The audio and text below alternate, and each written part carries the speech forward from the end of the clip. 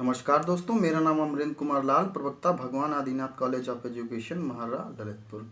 दोस्तों, आज हम बीएड प्रथम वर्ष के द्वितीय प्रश्न पत्र शिक्षा के मनोवैज्ञानिक परिप्रेक्ष्य के अंतर्गत विद्यार्थियों में या शिक्षार्थियों में अभिप्रेरणा को बढ़ाने की विधियों के बारे में अध्ययन करेंगे। ये वे विधियाँ होती हैं जिनसे यदि शिक्षार्थी के अंदर सीखने के लिए अभिप्रेरणा का स्तर कम है या वो सीखने के लिए अभिप्रेरित नहीं है और सीख रहा है, तो जो सीखा हुआ जो उसका ज्ञान है वो उचित रूप से अधिक समय के लिए स्थायी नहीं हो पाता है और ठीक से बच्चा सीख भी नहीं पाता है। इसलिए एक शिक्षक को चाहिए कि वो कुछ ऐसी टेक्निक्स या विधियों का प्रयोग करे जिसके द्वारा शिक्षार्थी अच्छे से सीख सके, उसमें अभिप्रेरणा जागृत हो जाए। तो आइए चर्चा करते हैं इन विधियों की। तो जो पहली विधि है वो है सीखने की इच्छा। जब एक शिक्षक अपने शिक्षार्थी को कुछ सिखा रहा हो तो सबसे पहले उसके अंदर ये देख लेना चाहिए कि जो चीज़ वो सिखा रहा है उसको सीखने की इच्छा बालक में है कि नहीं है। यदि बालक में उस चीज़ को सीखने की इच्छा नहीं है तो किसी भी प्रकार से हमें ऐसा जतन करना चाहिए कि जो सीखने वाला है उसके अंदर सीखने की इच्छा उत्पन्न की जाए। ये कई माध्यमों से की जा सकती है। उसके हम जो चीज़ सिखा रहे हैं उसका महत्व इत्यादि बता के, उसकी उपयोगिता बता के, उसके बारे में मार्गदर्शन करके या अन्य पुनर्बलन दे के किसी भी प्रकार से हम उसके अंदर सीखने की इच्छा उत्पन्न कर देंगे यदि, तो सीखा हुआ ज्ञान काफ़ी समय तक के लिए स्थायी हो जाएगा बच्चे में और वो जल्दी से सीख जाएगा। दूसरी जो विधि है वो है उद्देश्यों एवं लक्ष्यों का ज्ञान। जब हम किसी विद्यार्थी को कोई चीज़ सिखा रहे हों तो उसके उद्देश्यों और लक्ष्यों को स्पष्ट कर देना चाहिए उसके सामने कि अमुक चीज़ सीखने से इसके उद्देश्य क्या हैं, इसके लक्ष्य क्या होंगे और आप क्या प्राप्त करेंगे।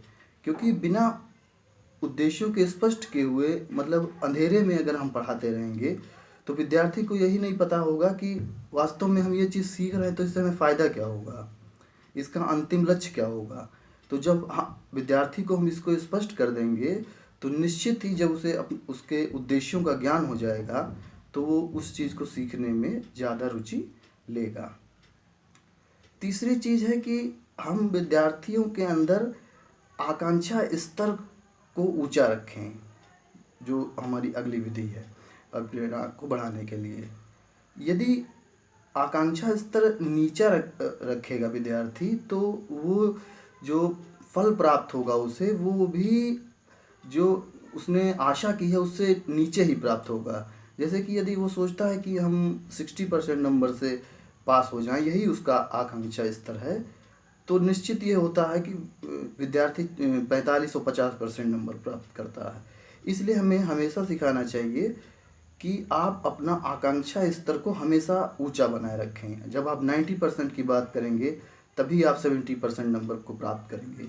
इसलिए आकांक्षा स्तर ऊंचा रखना चाहिए। इसके बाद विद्यार्थियों में हमें प्रतिस्पर्धा की भावना को जागृत करना चाहिए, क्योंकि ये समय भी प्रतियोगिता का समय है। यदि हम प्रतियोगिता में पिछड़ जाएंगे तो आज के समय में हम किसी का मुकाबला नहीं कर पाएंगे। इसलिए शुरू से ही बच्चों में प्रतिस्पर्धा की भावना डालनी चाहिए जिससे कि वे अभिप्रेरित होंगे और उनके अंदर ज़्यादा से ज़्यादा नॉलेज गेन करने का या कुछ सीखने का आदत पड़ेगी। अगला जो विधि है वो है कि हम समय समय पर विद्यार्थियों की या शिक्षार्थियों की प्रशंसा एवं निंदा करते रहें। अगर उसने अच्छा काम किया है तो उसको रीइंफोर्समेंट के रूप में उसकी प्रशंसा करें, और यदि उसने गलत काम किया है, अच्छा काम नहीं किया है, तो भी उसकी आलोचना करनी चाहिए। कभी कभी उसके कार्यों के हिसाब से आलोचना भी अभिप्रेरणा का ही काम करती है कि उसको लगेगा कि हमने सही काम नहीं किया है तो इस वजह से हमारी आलोचना हुई है, तो आगे के लिए वो सजग रहेगा और अच्छे से सीखेगा या पढ़ेगा। तो समय समय पर उसके कार्य को, प्रगति को देखते हुए उसके कार्य के अनुसार एक शिक्षक को प्रशंसा एवं आलोचना का भी सहारा लेना चाहिए। और अंतिम जो विधि है अभिप्रेरणा बढ़ाने की, वो बहुत ही महत्वपूर्ण है कि उचित वातावरण हमें उपलब्ध कराना चाहिए। मान लीजिए हमने और विधियों का प्रयोग किया, लेकिन हम अगर सीखने का उचित वातावरण नहीं बना पा रहे हैं तो सारी मेहनत हमारी बेकार हो जाएगी। इसलिए हमें चाहिए कि जब हम सिखा रहे हो बच्चे को, तो वहाँ का वातावरण बहुत ही अच्छा हो, सीखने लायक हो, जिससे कि बच्चा सीखने में रुचि ले। तो धन्यवाद, आज के लिए इतना ही। कल हम एक नए टॉपिक के साथ फिर से मिलेंगे।